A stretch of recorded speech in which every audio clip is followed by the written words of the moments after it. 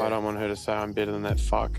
Yeah. So Yeah. Like, those clips definitely showed a different side to Zach that I feel like we kind of knew was there but didn't want to believe was real. Exactly what I felt like.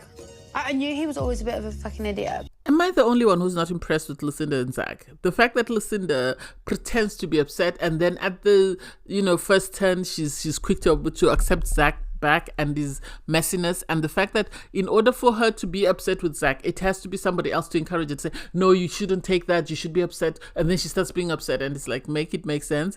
And I am here for Kale, Tyra, Georgia, and Nate being in their own little zone and sort of minding their own business and being all lovey-dovey. I love that for Nate. And for Nakia. Nakia does not deserve this.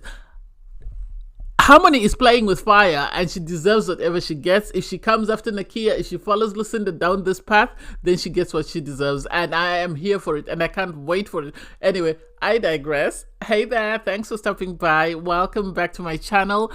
Thank you very much to everyone who subscribed. We're at 954. Amazing. Please, let's get to 1,000 subs before the end of Love Island Australia. Click the like button, turn on the notification bell for when I upload new videos, and definitely leave a comment. Don't forget to subscribe. In this episode, I'll be reviewing Love Island Australia, Season 5, Episode 21. I'm really trying not to laugh, but anyway, I'm happy. You have movie night has ended. I think there was one more clip which should have been shown, unless it didn't have as much of a reaction, so the producers decided not to show it. But you have Kale and you have Tyra there in a happy place. Their clip was amazing. He carries Tyra off to the cabana, and they are, I think if anyone in the villa is falling in love, then Kale and Tyra are that couple. Not what Lucinda and Zach are trying to tell us, but I think Kale and Tyra are the couple that's falling in love. And you can see they're very peaceful, they're very caring about one another, they're drama free, they're toxic free, so it's cute to see. And I also like that Georgia, I know people don't feel some type of way about her. I like the fact that she's always been honest. So she pulls Nate aside for a chat and she really appreciates the fact that she's realized that she actually won the lottery in the villa. She didn't know it, but now she does. She won the lottery because Nate is the best guy in the villa, followed by Kale and Andy. And so for her to tell him that, I appreciate you and, you are the best guy in the villa and stuff, really made him feel amazing. And he said, last time I said I felt at the highest point, now I even feel higher. I think because for him, he knows that the clip was trimmed. So they did not show the clip of Georgia telling Trent that she feels like there's something missing, but he knows that most of what she said was shown on screen. So for him, he's in a happy place. And seeing the turmoil she was in the morning when she woke up and she was saying, no, this is not it, I think has really shown him that she just didn't come to play him. She actually felt some way about him. So I really hope they stay together since there are 2 more bombshells coming in. As I've said before, I want Nate to win. Justice for Nate, given what he's been through, he deserves to win this show. And then the drama starts. Zach and Lucinda. Zach and Lucinda gets what she deserves, because I remember after they showed the clips of people hating on Nate, she said to Nate, I'm sorry, and Nate said, you got what you wanted. This is what she wanted. She wanted toxicity, and this is exactly what she got. Because for Zach to say, I don't think she can get any better than me, and it's like, buddy, did you not watch the same clips we watched? Do you not look in the mirror? What's so amazing about you that you think would be the ceiling of her expectations? You're disrespectful, you're derogatory, you are demeaning, you are every negative word someone can think of. And for you to say that you're the best for her when you've just been as toxic as her exes, and for you to bring up that all her relationships have been toxic, this is why you want to train her, and not see anything wrong with that, is shocking. And for Trent to say, oh, she's used to you running after her and sucking up to her and kissing her bum. Please sit down. Please sit down, Trent. Please. You have your own business. I'm surprised Savannah is more upset about Zach than she is about Trent saying that you wouldn't take her to his family because she's very embarrassing. That's a shocker. And I like the fact that when everything was going on with Zach and Lucinda, Nate, Kale minded their own business. It was only Andy who tried to pacify Zach, for what reason, we all don't know. And then Lucinda, I don't think was going to be upset. I think Lucinda was going to let Zach get away with whatever he was doing. Had Sav not told her, you need to hold Zach's feet to the fire. And it's like, why do you need Sav to tell you to be upset? You've just sat there. You've just seen how he talks about you. You've seen how he talks about fellow islanders. If you are going to accept that type of behavior, if you're going to accept someone treating you like that, then you deserve what you get, as Nate said. This is what you wanted. Here you go. Set a standard, please. For someone who's been on a previous season of Love Island and has seen her relationship on TV, I don't get why she doesn't learn from her mistakes. Make it make sense. I know somebody criticized me for saying make it make sense, but at times it does not make sense, and it would be nice if it did. Hey, it is what it is. I think Movie Night did what it was supposed to do. It could have shown more, yes, but I like the fact that you got to see who was amazing and who wasn't, because you have Nate and Georgia sit down with Chloe and Reed. And Chloe actually acknowledges that Nate is an amazing guy. And Movie Night just proved it. People thought it, but they've actually seen that he's an amazing guy who was done wrong by other islanders. And so for Georgia to appreciate that and to be encouraged and to be told that you need to appreciate this man because you have an amazing man on your hands is great. It's great to see. It's great to see him get the credit. What I don't get though is Chloe saying, oh, I don't like how, Nakia was encouraging me to sort of pursue things with Reed, and yet now they're calling him out. Well, because they didn't get to see the clips of him having the conversation. And you want somebody who's always going to be honest. I've said this before, because if Nakia had sat there and kept quiet and watched all those negative clips, then Chloe could have turned it and said, oh, okay, so they want me to put up with all this mess. No, Nakia was fighting a battle for her friend Tasia, because Tasia was close friends with Nakia. So she feels some type of way about the way Reed treated her, and she's within her right to sort of call him out. If you feel, he hasn't done anything wrong and he's been perfect with you, amazing for you. But from what the rest of us have seen, I think Reed is who he showed us to be the very first time. And if you choose not to believe him, that's up to you. But I don't think he's the best for Chloe. I think she could have done better. It's a pity she was one of the last people to come in. So, most of the guys were already in couples. She could have done with better. And I like the fact that she seems to be mummy of the villa, because when people were kicking off, she was able to call them out and sort of get everyone in sort of order to sort of stop, doing silly stuff.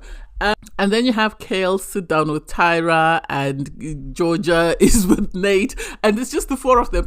They are two of my favorites because they're having this conversation, and Kale is like, we always knew that Zach and Trent were bad, but this is proof that they're really terrible, because whatever one does, the other one will just co-sign it, more or less. Like if one of them spits on a child, the other one will go, oh yeah, we're 100, you were 100% correct. And it's like, this is what I mean. You want a friendship where someone is able to call you out. You want a friendship where someone is able to build you up. You don't want someone who's just supporting you for all the stupid stuff that you do. And so for Trent to not call Zach out to say you were wrong, you need to sit down with Lucinda, you need to apologize for your comments, and then sort of express how you feel about what she said. No, he didn't. He was just saying, oh no, you shouldn't kiss up to her. He goes down, Zach, to sit down with Lucinda, even though she says she doesn't want to speak to him, and tries to call her out for telling him he's punching. So his ego was bruised. So he's very insecure in himself. This is why he's always been trying to be big man on campus. This is why he's always tried to sort of belittle and get away with manipulating people, because he is not confident in himself. And just to be told that you're punching has irked him, has really got under his skin and made him feel some type of way that he can't even think of anything else that was played on Movie Night. And it's like, why? You said a lot of things. You did a lot of things on camera that everybody around the villa saw. If I were you, I would have gone around apologizing to people. I feel like he should have apologized to Nate. I'm so sorry about how the Lucinda thing played out. At the time, I was only thinking of myself and my feelings. I see how hurt you were by my actions, and I want to sincerely apologize. You should have pulled aside the other islanders and apologized to everybody before everybody stood up. And then he should have pulled Lucinda aside and said, I'm so sorry. At times I can be, silly and sort of patronizing in my own way. And I am sorry if I made you feel some type of way. My comments about training you, this is what I meant. And she would have taken it and rolled with it, not for him to play victim and start, gaslighting her and telling her, oh, I'm going to sleep on the day. But do you, buddy? Do you? I don't care. So the islanders are asked to go back and sit down where they were sitting during movie night. And then it's revealed, the two new bombshells coming in. And the girls, they don't really seem impressed by the guy. But you have a problem, Houston, in the sense that Andy says Harmony is his type, everything, blonde hair, blue eyes, and the fact that she's closer in age to him. So he's worried for his own safety and Nakia's own safety, Harmony's own safety, and the villain's sanity that he does not like Harmony because he knows Nakia is going to go off. And it's like, well, we all know who she is. She doesn't mince her words. She will hold your feet to the fire if you mess around with her. So it's up to you whether you're ready for that action. And then, Trent is saying, oh, guys, step back. This is mine. And it's like, you think you're going to win Harmony? I don't think so. I think there's something off about Trent that puts the girls off him, whether it's his association to Zach or whether it's what he says or whether it's his terrible kissing. Something about him puts the girls off. And for Reed to say he's in retirement, I'll believe that when I see that. And Chloe, I think, is really wishing and willing him to be in retirement. And hopefully he is. And for Lucinda to say, oh, she doesn't have one brain cell because she thinks Reed is in retirement. You have bigger fish to fry, love. Focus on you and Zach and the mess that is your toxic relationship. You don't need to worry about Reed. Reed has nothing to do with your relationship unless you want everybody else's relationships to break up. So I don't know. I really don't know what's going to happen with that mess. And you have Tyra and Nakia having a conversation, and sort of Tyra lets Nakia know that Andy said that, Harmony is his type.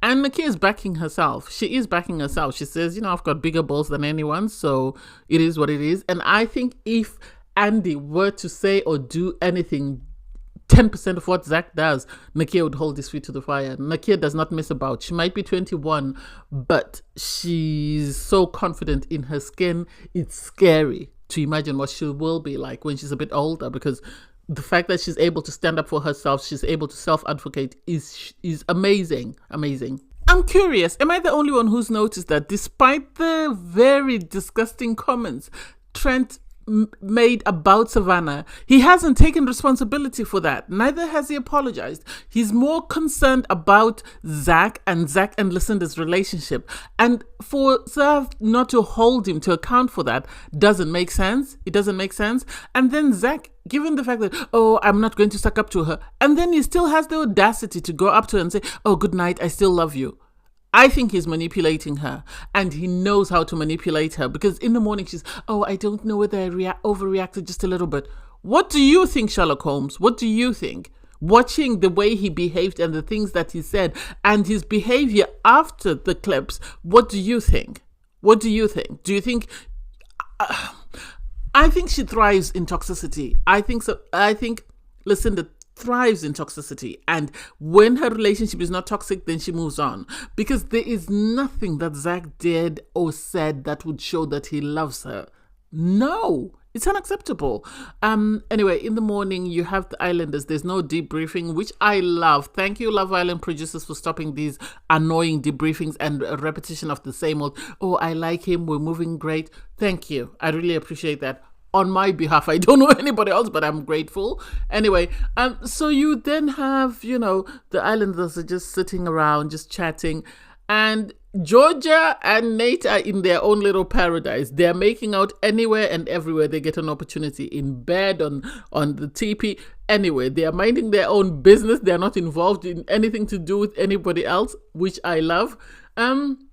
So Trent is in this zone where he feels like Harmony is going to pick him. And I think if she picks him because she doesn't want commotion.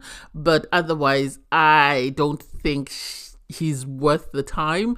I think there's nothing positive or nothing appealing about him that would make someone interested in him.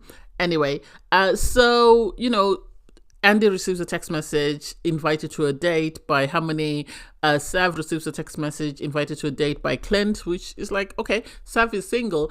What I like about this is the fact that given Trent how much he talked himself up and how he felt he was the best thing ever, Sav is the one who's got the date. She's the first pick. And that shows him that he might not appreciate her, but somebody else will. And I hope if there's a recoupling, I hope Clint picks Sav. I really do. That way Trent can go home and he can get his karma for how he behaved towards everybody else in the villa and was backing Zach's nonsense. That's just my opinion. So Nakia, one thing she's going to do is she's always going to be honest, and you can tell Nakia she can't stand Lucinda, because once Andy and Sav have gone on their dates, Lucinda sort of asking, are you scared? She would, no.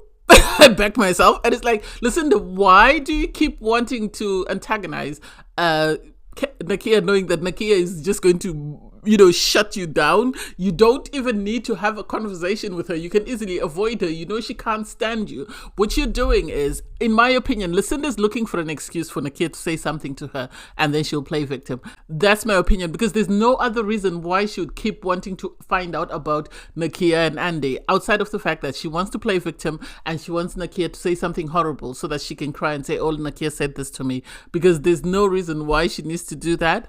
Anyway, Andy and Sav go on their date, and Sav looks pretty. She's wearing, Tyra's dress, and it looks okay on her.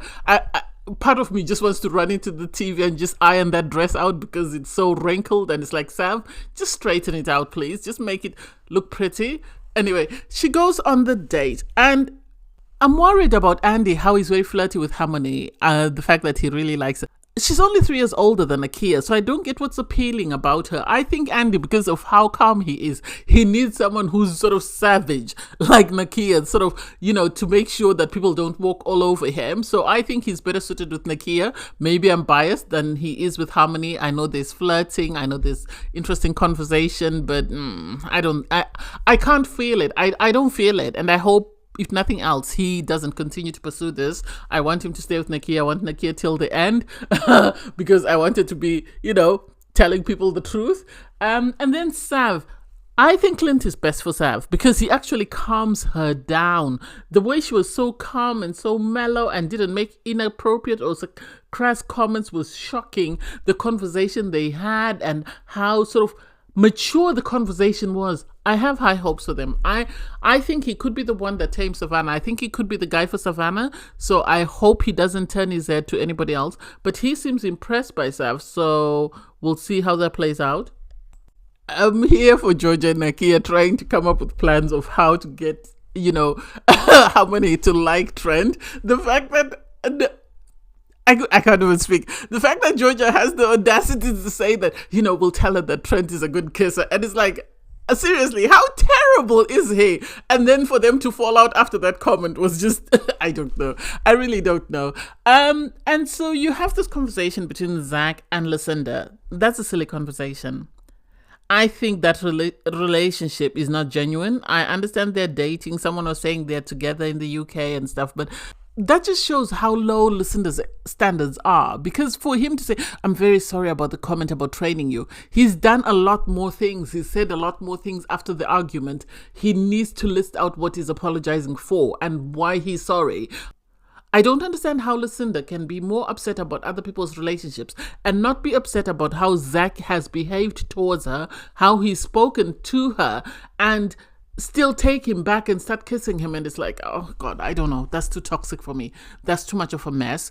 Anyway, Nakia and Tyra are busy doing Nakia's hair. They're trying to do some spiral curls. And sadly, Andy comes back and Nakia's panicking because, her hair is not amazing. And she's worried that how will, it play out with Andy seeing me in this way. And for Lucinda to pick up on the fact that, oh, Andy is holding, Harmony's hand. How does Nakia feel about that? I saw that. I don't care if she didn't see it. Please mind your own business. Mind your own business and focus on your own relationship. Trent is ecstatic seeing Harmony. I think he thinks he's got a shot, but hey, we all know he doesn't. But hey, it is what it is. I feel some type of way. I feel like the producers are trying to upset Nakia. That's the impression that I get because of the way that it's sort of playing out, in the sense that once the bombshells come back, they separate the boys and the girls, and Andy doesn't even have a conversation with Nakia, and it's like, make it make sense. He says his only problem with Nakia is her age. So then why would he suddenly, because of a 3-year age gap, suddenly turn his head and not even bother to say hi to her when he comes back? Obviously, he says his date went well. He's really liked everything about her. Well, she's more or less Nakia, but a couple of years older. That's the impression that I get. The only thing is she's not as sassy as Nakia. She's not as outspoken as Nakia. That's the impression that I get. She's trying to be, but she doesn't come across that way. Clint said he enjoyed his date with, Sav. And the fact that Trent is trying to hype him up and tell him, yes, Sav is good. You need to go for Sav. She's 100% open. And it's like, do you know that if he couples up with Sav, that means you're going home? Or are you trying to sort of make way that way you can put all your eggs in Harmony's basket? I don't think Harmony is going to be interested in you because of the way she's speaking about her date with Andy. And for Lucinda to be pushing for this, Lucinda has some beef with Nakia, and sadly she's going to get burnt because Nakia doesn't take BS from anyone, and so she's looking to play victim, and she's looking to make it seem like Nakia sort of backed her into a corner, or Nakia bullied her. But I feel like whatever she gets from Nakia, she deserves it. She's looking for trouble and she's going to get it, and she needs to sit down somewhere and lick her wounds once Nakia comes for her. And then with Sav, she's happy about her date and all the girls are happy. And so for me, what do I think? I think if Clint is smart, he's going to go for Sav and he's going to go all out because Sav is single and Sav is looking for someone. And so he can be that person and ride it till the end with Sav, because I think the producers will want her toxicity. I think once she appears happy in love, as the girls were saying that she looks smitten, the producers might cut her because they like the single Sav who's very messy and very toxic. With Andy, I think they're going to play that love triangle for as much as they can, but I'm hoping that Andy is going to pick Nakia at the end of the day because that's his person. I don't think Nakia deserves to go home. I love her for who she is. She's been true to herself since the moment she refused to couple up with Zach. That's my opinion. And then, I don't know.